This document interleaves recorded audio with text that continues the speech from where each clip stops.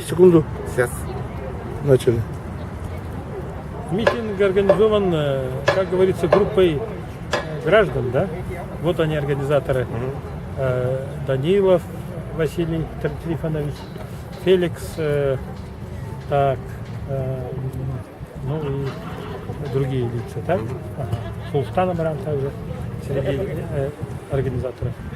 Вот так. Вот так вот, да? Ну, для чего это митинг? В защиту якутского языка или что? Ну, вы знаете, вот все уже по всей России знают, что значит, внесен проект закона, законопроект, который сейчас получил название значит, добровольность, обучение, принцип добровольности обучения родному языку. Вот так это называется, так? Ну, суть такая. Суть такая, что сейчас, значит, если этот закон будет внесен, то будут от каждого родителя, значит, требовать заявление о том, что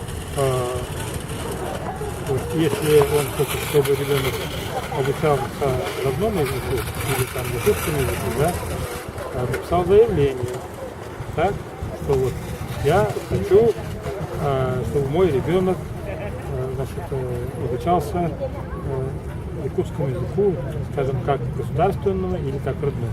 Так? Вот, варианты. Ну, вроде бы внешне это выглядит пристойно, так? Но на самом-то деле ничего хорошего в этом законе нет. Это очень такой опасный, надо сказать, взрывоопасный проект закона. Так? И идут протесты в республиках Татарстан, Башкортостан. Вот. Ну, как вы видите, у нас тоже этот закон народ не принимает. Так? Вот. И почему? Ну, смотрите, вот вы, наверное, жители города Якутска и прекрасно знаете, как трудно устроить своего ребенка в якутский класс, как трудно открыть якутскую школу, как трудно открыть якутский класс в какой-то там школе дополнительно. Вот. Это все встречает такие вот преграды, да, что обычно вот у людей даже опускаются руки, так. И сейчас большинство детей, якутских детей, так, они учатся в русскоязычных классах, то есть классах с русским языком обучения. Ну вот такая жизнь. Так? Значит, вот пока вот это была обязательность, как бы, вот, ну это обязательность, она на самом деле символична, так? Но тем не менее в городе Якутске все классы, все школы обучают якутский язык как, значит, государство. 1 час и плюс 1 час культуры народов Республики Саха-Якутия, КНРСЯ, как называют, да? И вот за эти 2 часа вот ученики, независимо от национальности, они приобщаются, значит, якутской культуре и якутскому языку. И ничего в этом плохого совершенно нет. Учим же духи. Сейчас мы тут это. Предлагаемая поправка в федеральный закон неминуемо повлечет отказ от изучения якутского языка в школах, потому что она в ЕГЭ ее нету, якутского языка. И в связи с большой нагрузкой, постоянно меняющимися предметами, дети просто перестанут изучать якутский язык. Это как бы такое время.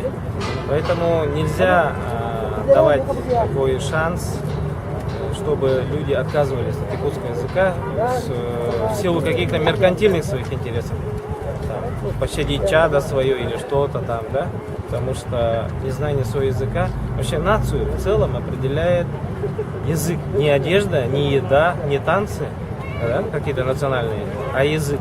То есть если народ не разговаривает своим языком, как многие сейчас малые по России, да, не буду конкретно обижать других, но, например, у них нет своего национального телевидения, они на своих языках, многие уже не говорят, преобладающее большинство.